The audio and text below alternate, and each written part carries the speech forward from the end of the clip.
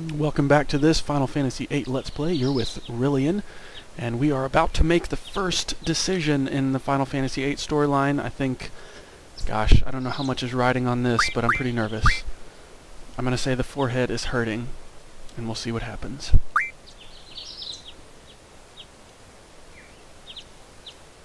I guess that makes sense. The forehead would be hurting after getting a blow to the head like that.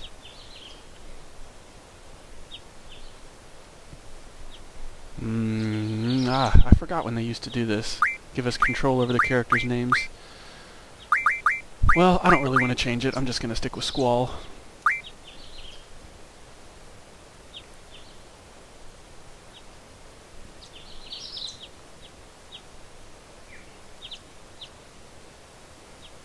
Yeah, that's right. You can't just ignore bullies. Gotta stand up to them.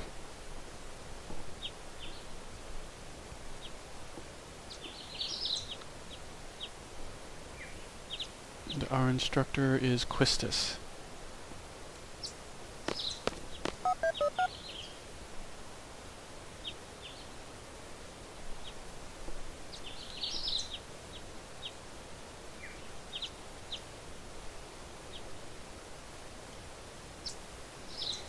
How do you get slashed across the face with a gun blade and it's not serious? Of course it's serious.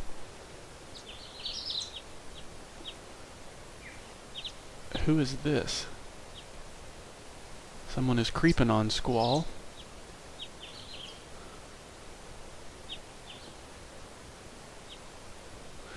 Let's try and keep these episodes relatively short. Oop, actually I'm going to keep quiet during the cutscenes.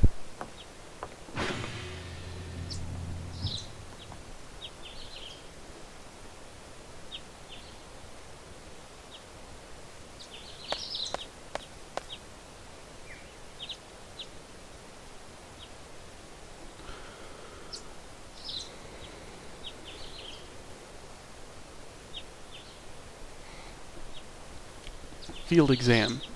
We have a field exam today. No, nothing's on my mind. Oh.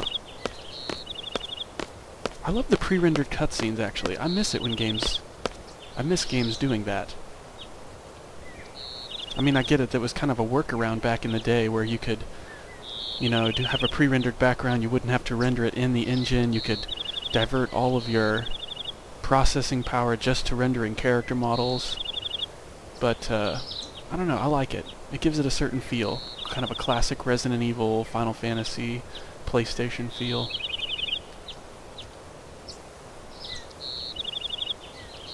Oh, what a troll. I'm pretty complex, but then you don't want to talk about yourself. I forgot they used to make RPG heroes like this, the mysterious guy in the corner.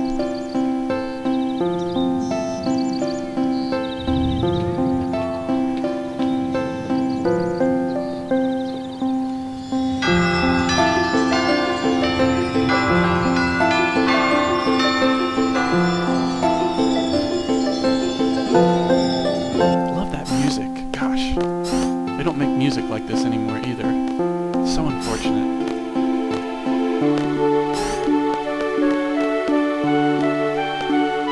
So it looks like we're in some sort of a high-tech school. The field exam for seed candidates will begin later this afternoon.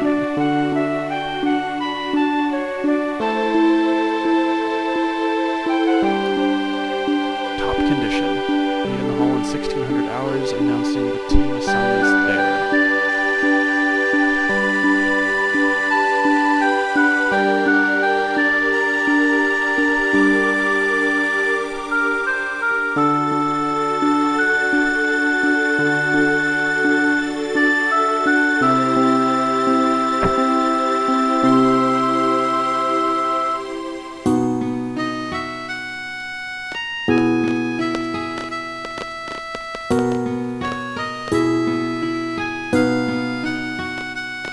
Here we go.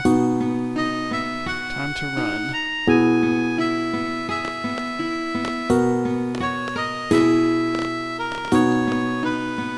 Alright, hold on everybody. I'm going to make some adjustments to my audio levels. I will be back in just 1 minute.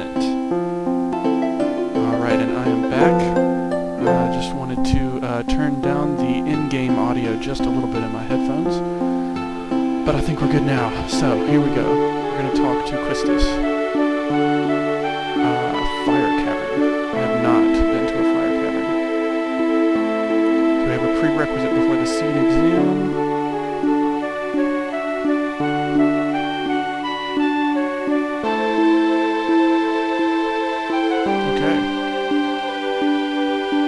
I am not confident, so I can review studies at the study panel. And Quistis will be waiting for me at the front gate.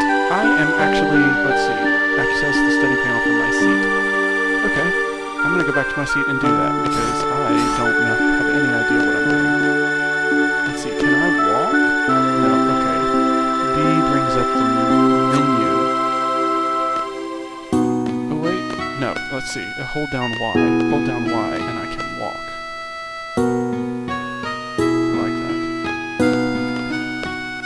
So yeah, generally I think I'm going to try to find a good balance here between talking and not talking, because with a game like this where there's no voice acting, I think it can kind of be a little bit boring to have no commentary whatsoever. So I'm going to try and interject whatever I can, humorous little anecdotes and thoughts here and there. Just about the play experience, while still kind of letting the game speak for itself, so to speak. So I'm going to do the tutorial here because I am totally new.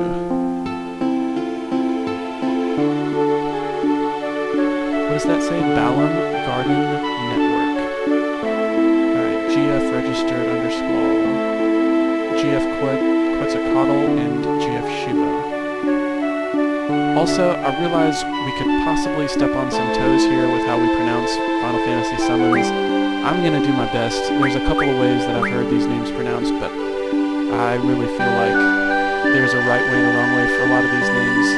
And for some others, they're like, for some guys, for some GFs, there's like a right way to pronounce it, and for others, there's a little bit more room for interpretation, so Quetzalcoatl seems pretty straightforward, so I'm going to just say that that's Quetzalcoatl, confirm, and then Shiva. Either Shiva or Shiva. I guess Shiva is probably what I would say, so we'll just say Shiva. I'm going to keep that name the same. Tutorial covers all aspects of the gameplay. It can be accessed through the regular menu at any time during the game. Does that mean, I guess I can access the tutorial while I'm out in the real world? Okay, let's do battle operation. Status window showing character HP and ATB gauges is displayed on the battle screen. Characters can act once the ATB gauge is full. Commands are displayed when the ATB is full. The directional buttons to choose, that will be the control stick for me. Press B1. Oh gosh. B1 I think is A. Press B8 while the cursor is on screen to see a help message. Gosh. I don't know what B8 is. It's going to be a little bit of trial and error here. To use magic, select one magic and choose your target. Now, if I'm not mistaken, we have to draw magic from enemies in this game. We don't have mana pool. There's no mana pool. There's no mana points. We just have to draw. There's a draw command, I guess. And we draw magic spells, a quantity of magic spells from enemies. The little icon there indicates that the magic is junctioned. I don't know what junction means. When an item is chosen, select the item and its target. The number next to each item shows how many items. It's pretty self-explanatory. GF summons a GF junction to a character. So maybe junction just means assigned. Select a GF and its target. So you select the GF, then pick the GF you want. The number next to the GF shows its HP. Okay, so that's interesting. I guess if there's no MP, it wouldn't cost anything to summon a GF. So I wonder how do they limit the number of times you can summon a GF? Because typically a GF or a summon is going to be like that. You summon it, it does a major attack, and then it goes away. And for like an MP cost. Interesting, we'll see. Draw, there it is. Draw extracts magic from enemies, choose a target, and magic, and then stock or cast. So you can draw it and then cast it, I suppose. Maybe one turn after the next.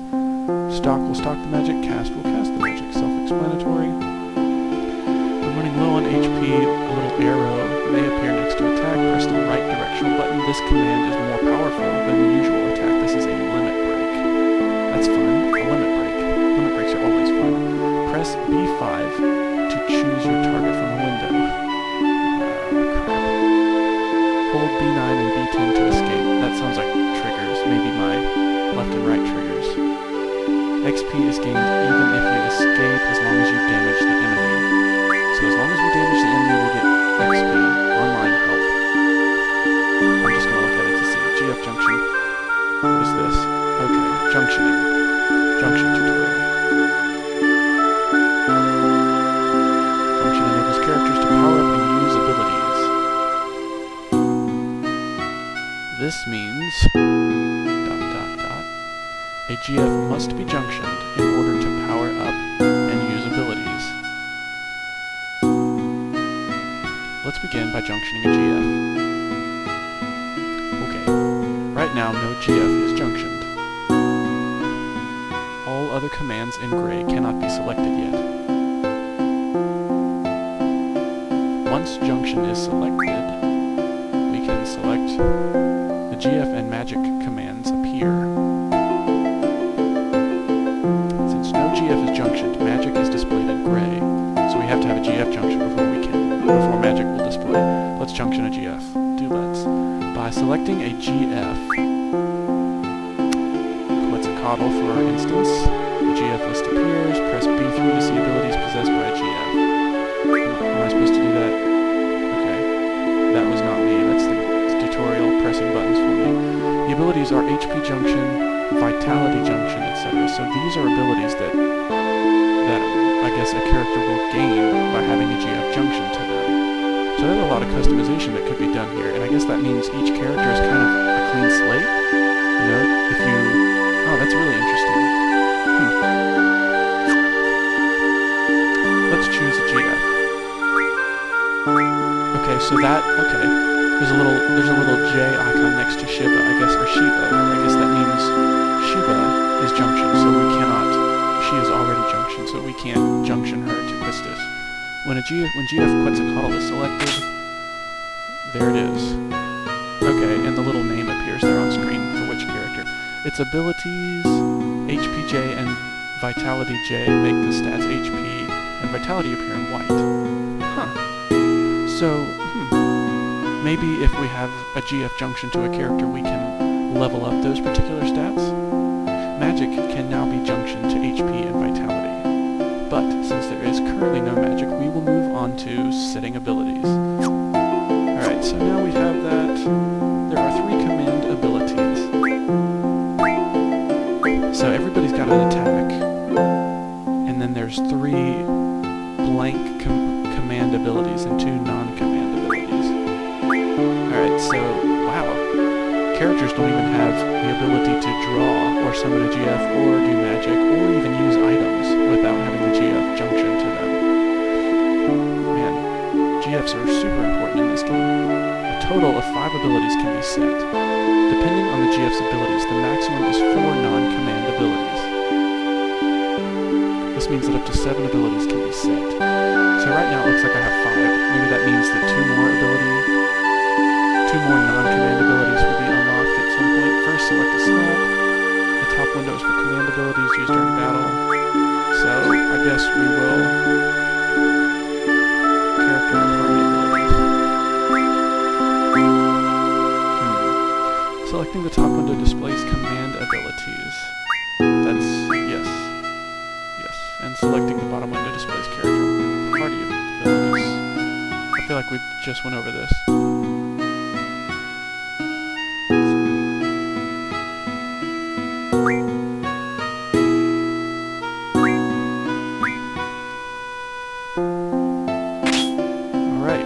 Quistis can draw.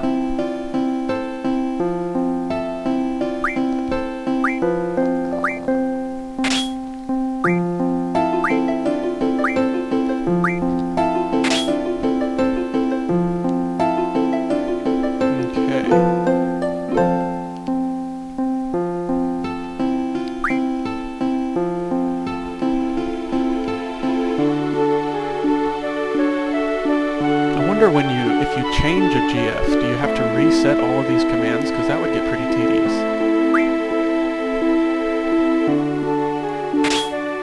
I wonder, is that a passive ability that is activated regardless, or is that something we have to manually activate in combat? I guess we'll find out. This concludes the tutorial. Thank you and good luck. Okay, well, I guess that's good enough for now. I'm not interested in the card game right now. Okay, I think that's enough for right now. Enough tutorial. I'm actually going to end this episode here because this might get pretty boring to sit here and watch me do tutorials. So I'm going to stop the video, look through the rest of this stuff, and you know, if there's anything interesting, I'll put it in an episode. But otherwise, I think my next episode will probably be cutting back to the main game and moving on and meeting Quistis. Where we're supposed to go? We're supposed to go to the Fire Cavern, I think. So, okay. Thanks for watching, you guys, and I hope to see you back again soon.